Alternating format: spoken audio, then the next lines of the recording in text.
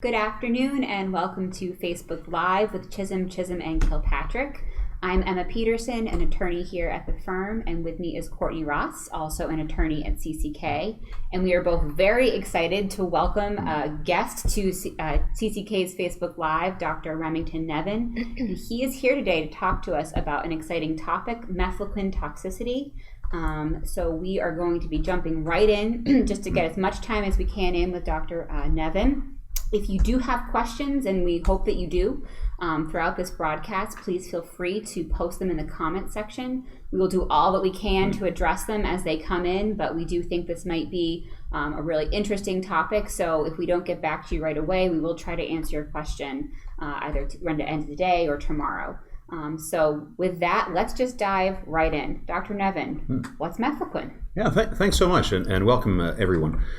Mefloquine is an anti-malarial drug.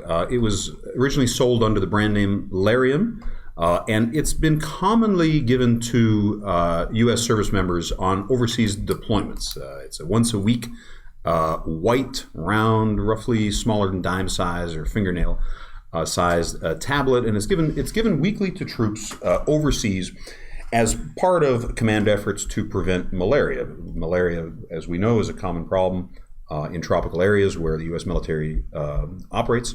And for many years, Mefloquine was the military's preferred anti-malarial.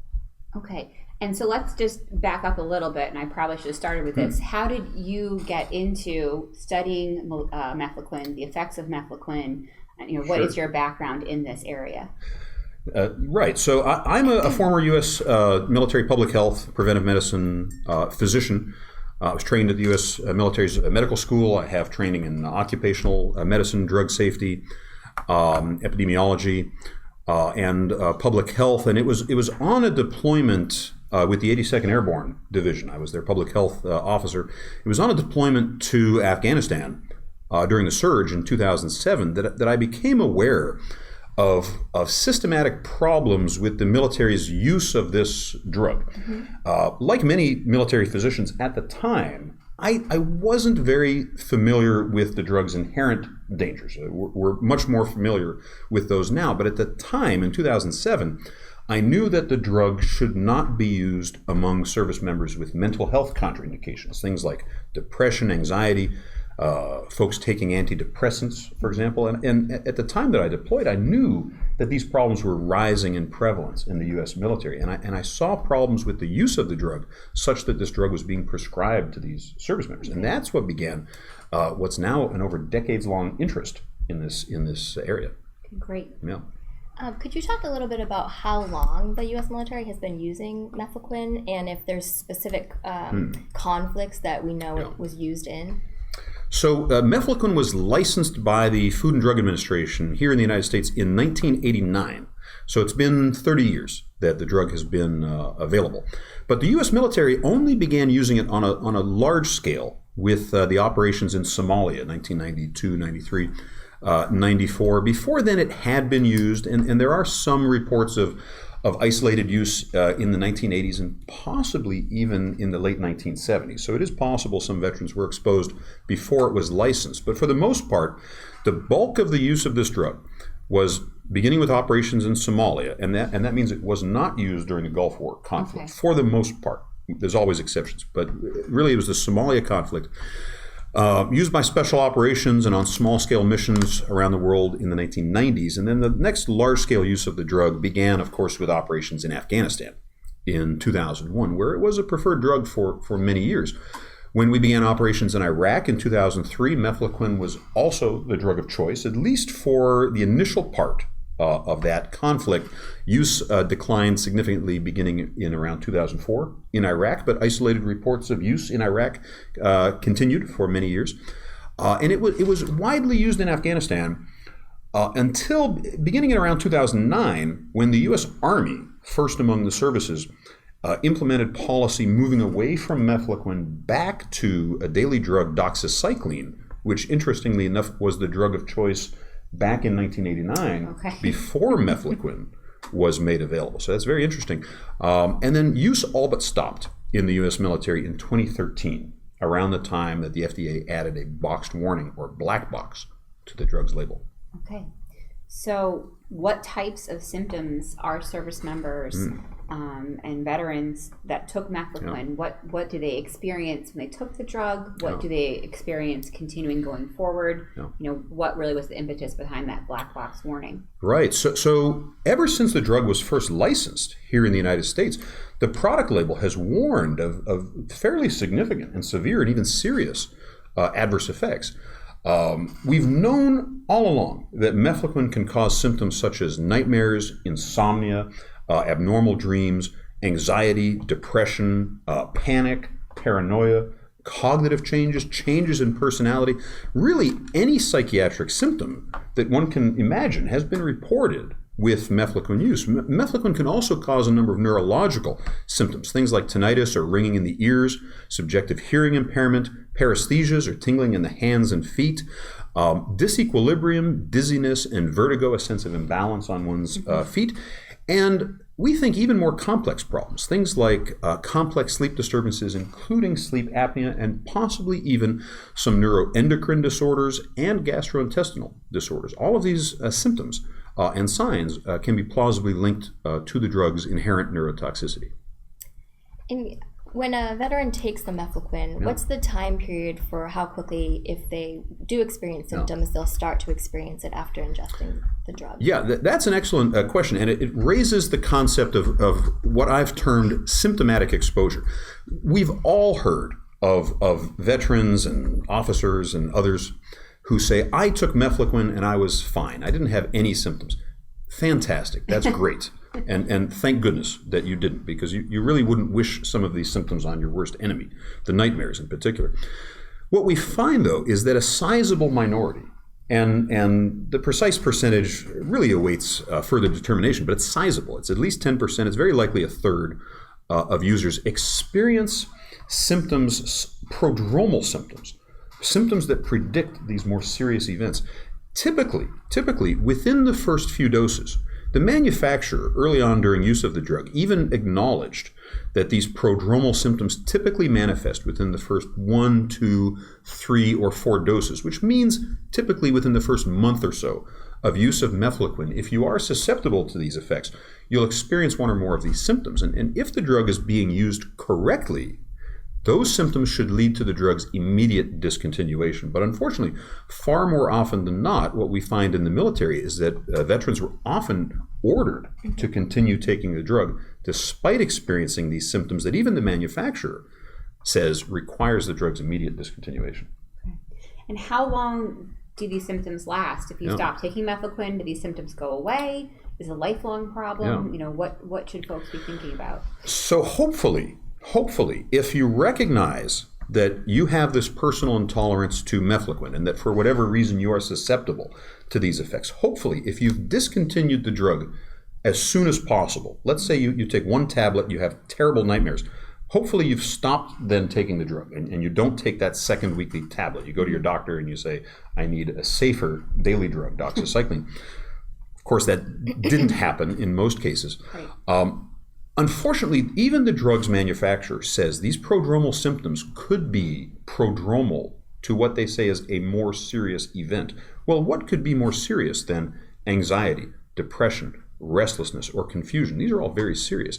I think that term more serious event is actually a euphemism for the permanent disability, the permanent long-lasting effects that we should have known all along could be caused by this drug. Now, what percentage of folks actually experience chronic effects from Mefloquine? Unfortunately, we don't know, but there is some suggestive evidence that indicates that this problem is much worse than we had thought. So, for example, a recent study out of the Scandinavian countries examined folks that reported acute or what they thought were short-term effects from Mefloquine use, symptoms such as nightmares.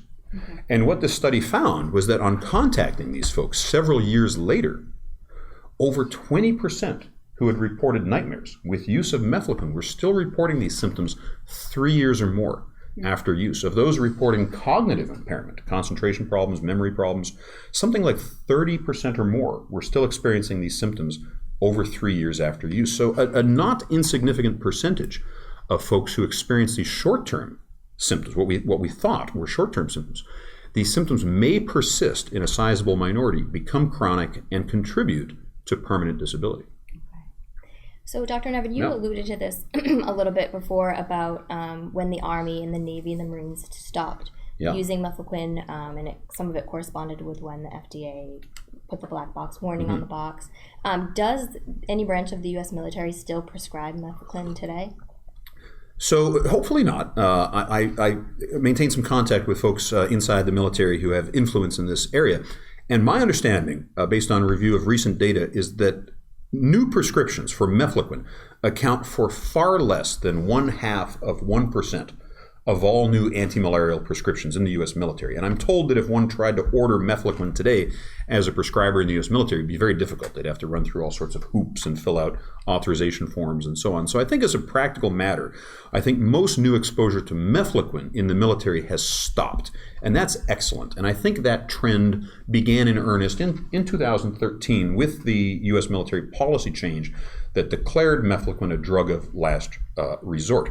But that being said, for the better part of the last quarter century, Mefloquine was often viewed as the first-line drug or the drug of choice. And so who knows how many tens of thousands or even hundreds of thousands of veterans have had some type of symptomatic exposure to the drug, meaning they took the drug and also experienced these prolonged symptoms corresponding to a period of being ordered to use the drug for a long period of time. So I think now we'll shift into, I think, what most people want to know. Can you get benefits, disability benefits for Mefloquine toxicity? And we have a number of Facebook Lives and blog posts about how you get service connection. So as a review, everyone knows we need an in-service event. Right. You need a current disability. And then, of course, I think the most important factor for these types of cases is going to be nexus. So can we get nexus in these Mefloquine toxicity cases? Absolutely. And why wouldn't we be able to demonstrate this? No less an authority than the Food and Drug Administration has made clear this drug can cause permanent symptoms, permanent adverse effects, things like dizziness, disequilibrium. And of course, these symptoms can contribute to significant disability. Psychiatric symptoms that last years after use can similarly be disabling. So it shouldn't come as any surprise that there are a number of veterans who are experiencing these long-lasting or even permanent symptoms that are contributing in some significant way to disability. And in fact, the VA has awarded several disability claims to veterans who, over the years, have filed for benefits and who had supporting medical documentation, an opinion from a physician who opines based on their review of the pertinent facts that, in their opinion, it's more likely than not that these lasting symptoms are due not to some purely psychiatric condition, not due to, for example, a concussive event or a trauma, but due to the effects of the drug. And in many of these cases, it's quite obvious. It's very obvious that they suffered a short-term adverse reaction to the drug. And in fact, if followed carefully in subsequent years, it was shown that these symptoms persisted. They never, in fact, went away. That what we had hoped were simply short-term symptoms persisted and then contributed to permanent disability. The earliest case I'm aware of that resulted in an award of permanent disability was from the early 2000s. It was from the start of the Iraq conflict. And I've been involved in dozens and dozens of claims in recent years that are making their way through the VA disability process. And of course, these dozens of cases are easily the tip of a very, very large iceberg. Okay. So I think the takeaway is that, just to be clear, this is not a presumption that VA has. It's not something that they, have conceded causes these things like herbicide exposure or Camp Lejeune water contamination. So it is something that you are going to need to go out and get an opinion on. But it's good to know that it sounds like the science is there and there are people out there that are willing to assist with developing your claim.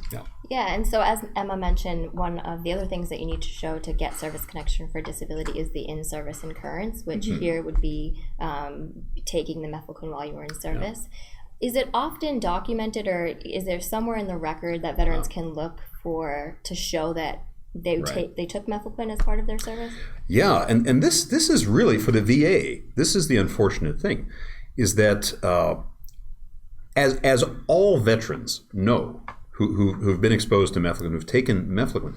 This drug has been very poorly documented in service treatment records. And in fact, no less an authority than the military's top physician, Dr. Woodson, in 2012, wrote a memorandum where he clearly conceded that some deploying service members have been issued mefloquine or prescribed mefloquine without documentation in their service treatment records. And unfortunately, we'll need to do some sort of study to determine just how common this problem is. But in my experience, over half the cases involve reliable use of mefloquine, where it's almost certain that the veteran took mefloquine. It really can't be any other drug based on all of the other facts, but it's simply not documented in the military medical records. And this isn't surprising because mefloquine, unlike a drug that you would get prescribed at a doctor's visit for your particular individual problem, mefloquine has been viewed by the military as an item of equipment, as an item of issue. You're really not prescribed mefloquine in the military. You're issued it like you're issued your ammo or your gun.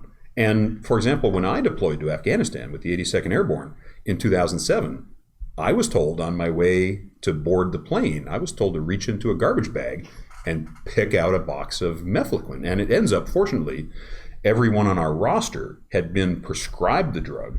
And so we had a prescription record of mefloquine in our medical records.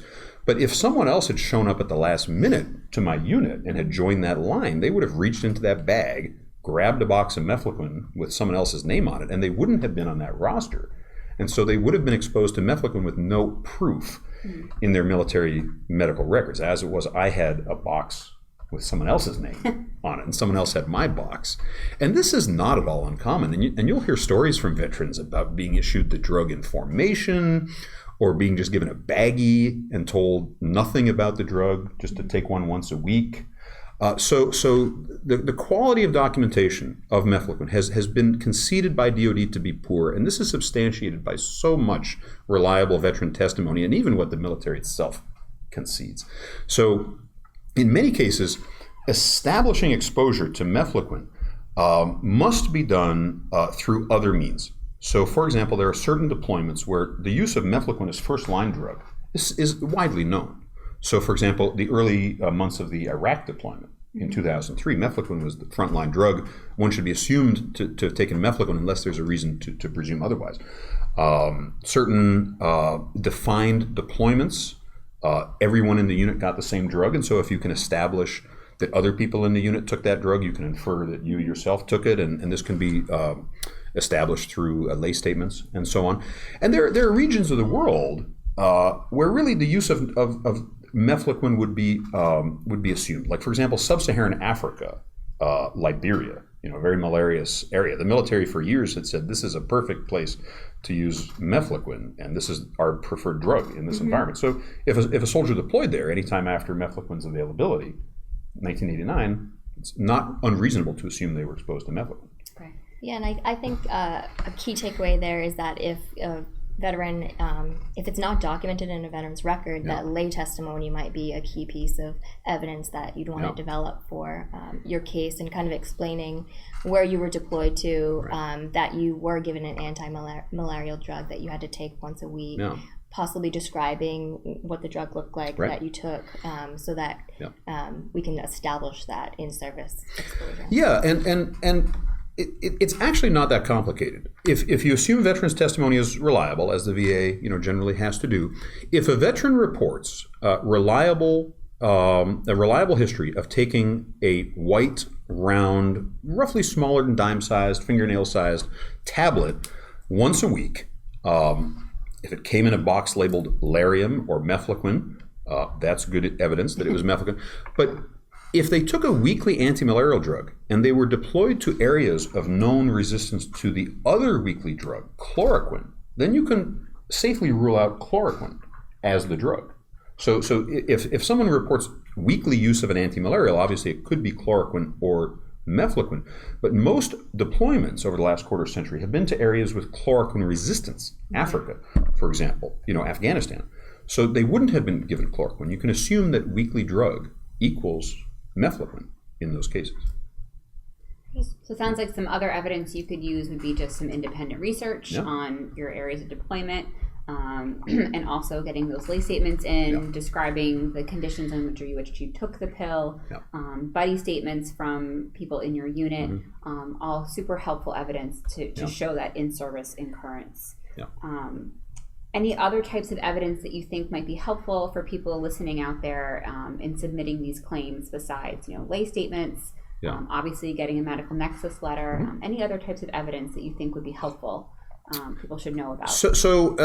And I'm contacted frequently by veterans, and of course, in order for me to opine on whether a veteran has mefloquine poisoning, I first need to establish with reasonable certainty that they have been exposed to mefloquine. So this is always the first step in my working up a client. And I was surprised at first at how many veterans actually kept their pill pack or their bottle or their little baggie with their mefloquine. So in many cases, a veteran actually has this medication in their possession. And in my experience, that has been acceptable evidence to the VA. Even though they may not have a prescription record for mefloquine, even though there may not be a doctor's note prescribing mefloquine, often if you look through your service treatment records, there may be a scribbled note under current medications that one is taking meth or MQ or Lariam. So that's good evidence that you were taking mefloquine on deployment.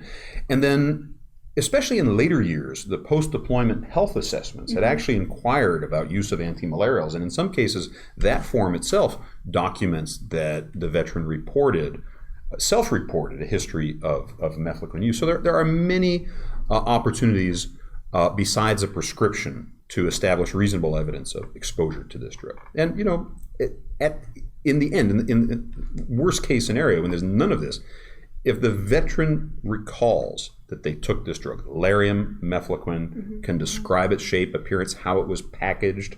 Typically, it was made available in blister packs, and so the veteran will remember peeling it out of this opaque blister pack on a weekly basis. Well, we know they deployed to a malarious area. They're reporting weekly use of a drug that's consistent in appearance and with mefloquine. So, resolving uncertainty in the veteran's favor, that's mefloquine. And, if the VA and DOD have a problem with trusting veterans on reporting what drug they use, they should have taken better care to document what drugs they were giving to soldiers. And they didn't. And so this is what results, as a result.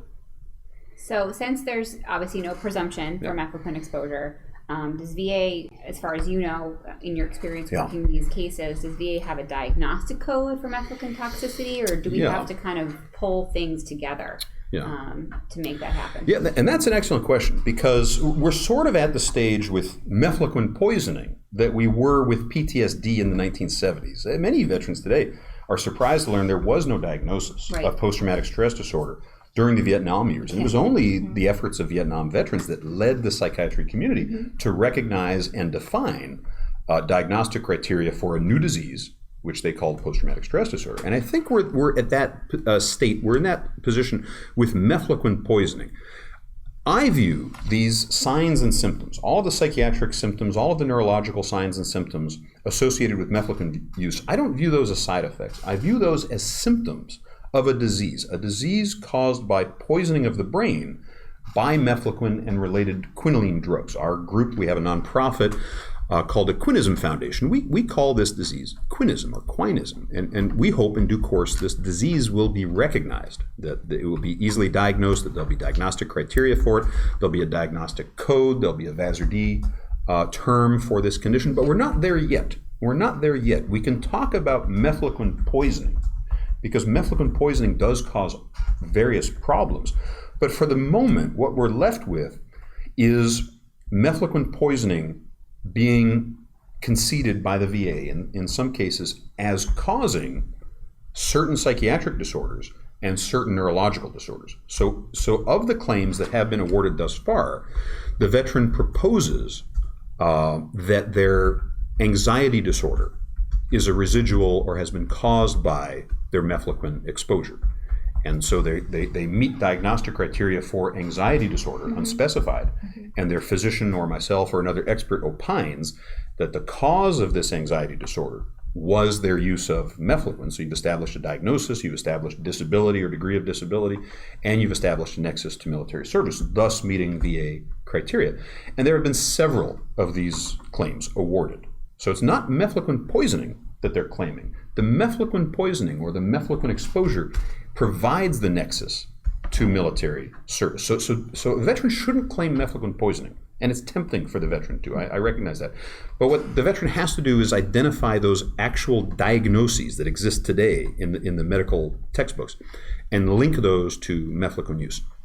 Pretty much any psychiatric disorder, in my review of this issue, over the 25 years that this drug has been, plus years that this drug has been available, the symptoms of mefloquine poisoning have mimicked virtually every psychiatric disorder. So if a veteran's been diagnosed with, for example, bipolar disorder, and they took mefloquine and the symptoms began in the aftermath of use of mefloquine, it's possible that bipolar disorder diagnosis is a result of symptoms of mefloquine poisoning. So these psychiatric conditions may be caused by mefloquine poisoning, and then neurological conditions,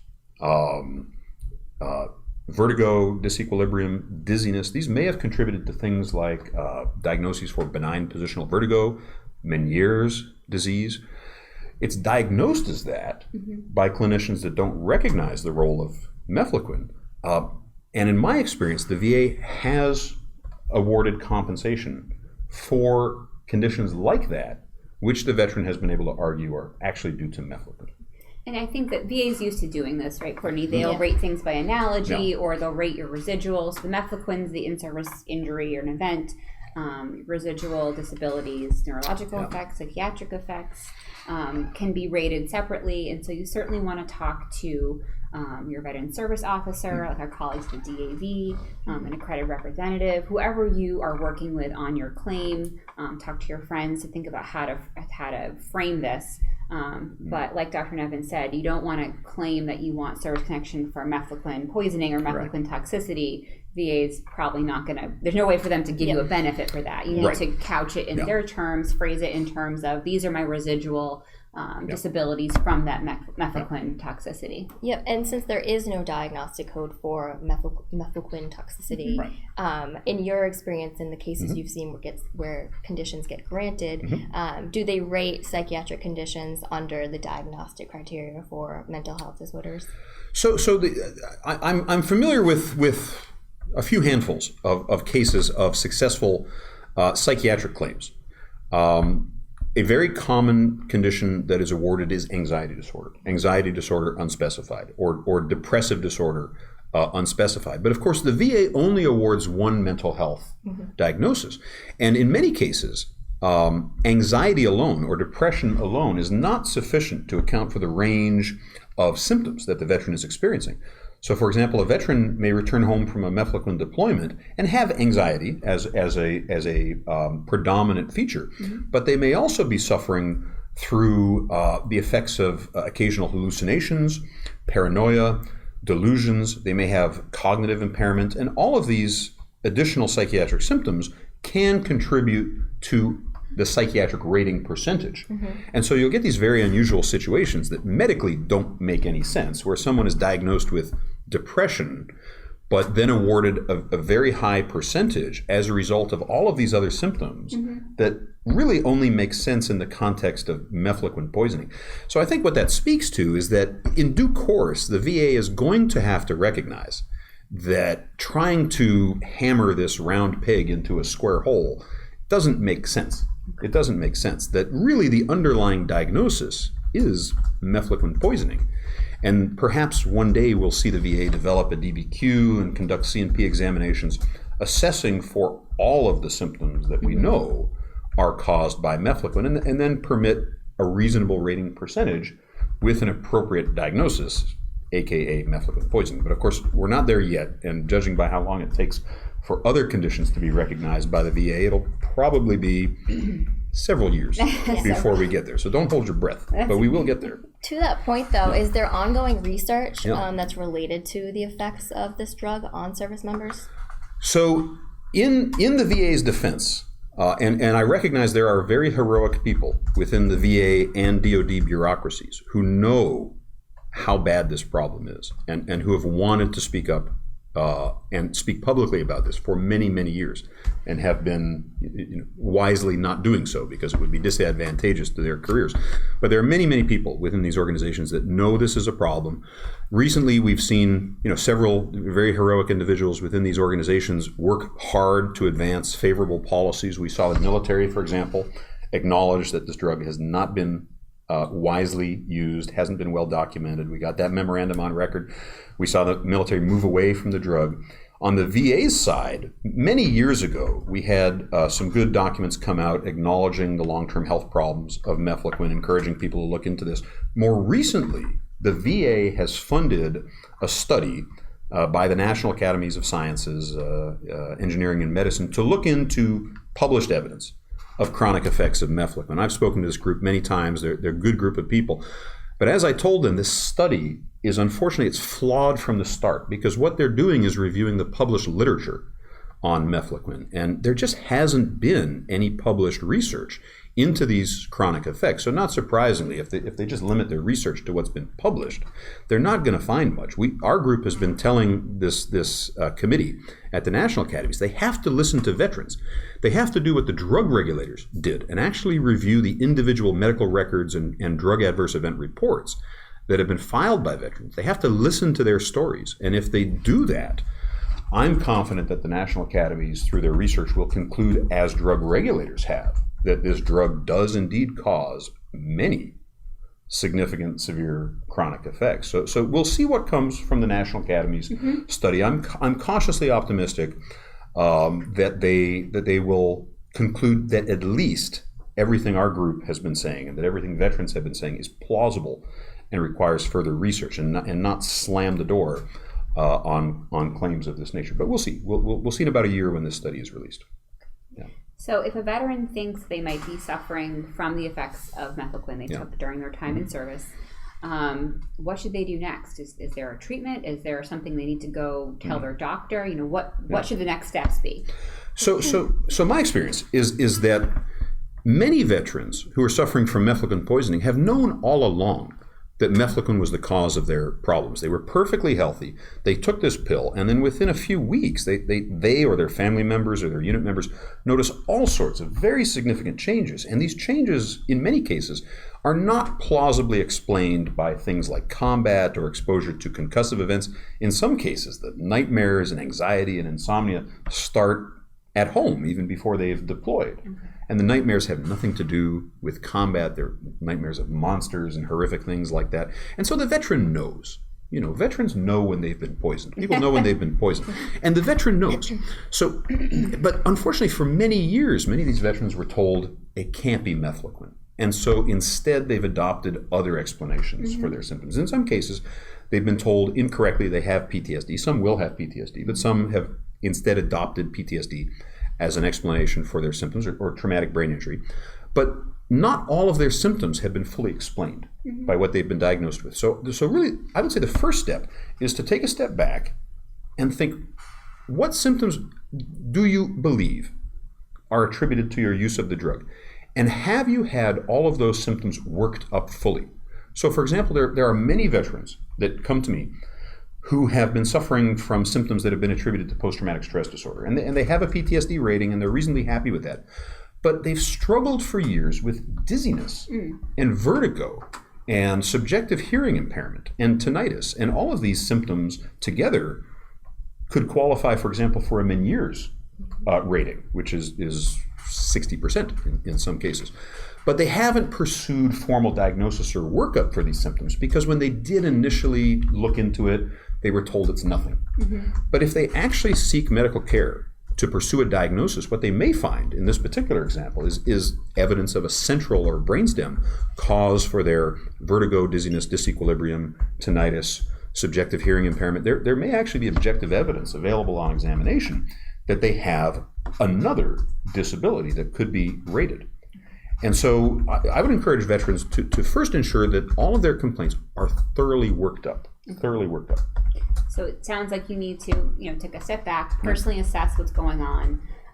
If there are symptoms or conditions that you feel haven't been addressed fully, talk to your doctor. Have an honest conversation, explain this doesn't make sense to me. ask for answers, Yeah. and bring this up. Say, hey, listen, I was prescribed Mefloquine. Right. What do you think about that? Exactly. What should we do next? Right. Could this be Mefloquine? Right. So Could it sounds this be like you need to definitely be an advocate for yourself, Yeah. and fully make sure that all the symptoms you're experiencing are somehow explained. Yeah. And so, for example, if they have received a PTSD diagnosis, but they do have additional symptoms, psychosis symptoms, for example, significant paranoia, hallucinations, cognitive impairment, and those symptoms haven't been fully accounted for by their existing diagnoses. And I would encourage them to seek further evaluation for that. Because, of course, the first step in any claim is to show that you actually have a disabling diagnosis. In many cases, veterans have just kept a lot of symptoms inside and they haven't reported them. All right. Well, do you have any final thoughts for us that you want to share with our viewers of Facebook Live about Mefloquine poisoning? Yeah. Things they should be on the lookout for, things you want them to know about this issue? Well, I would say in the 10 or 12 years that I've been looking into this issue, I every year I'm amazed at how many more veterans are out there who've been affected by this. I'm concerned that in the final analysis, when we've finally done our tally of how big a problem this is, that even I'll be surprised by how bad this is.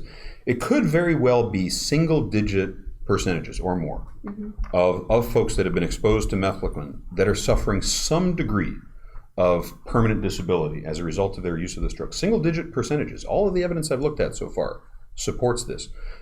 And there are tens of thousands, if not hundreds of thousands, of veterans who have been exposed to this drug.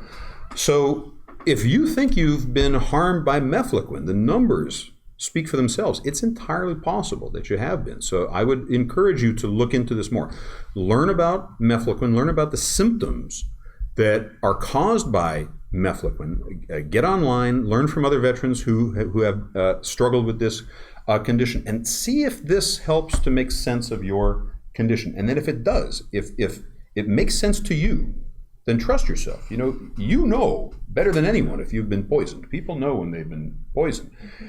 Take that information and go to your doctor and see if they can help work this condition up. And you'd be surprised. Many doctors now are aware of this condition. They're well read on it. And even without my help or another expert's help, many doctors out there will be confident and able to say, yes, you have Mefloquine poisoning. Well, I want to thank you so much for joining us here, and thank you for coming into CCK and joining us for a Facebook Live. Oh, my pleasure.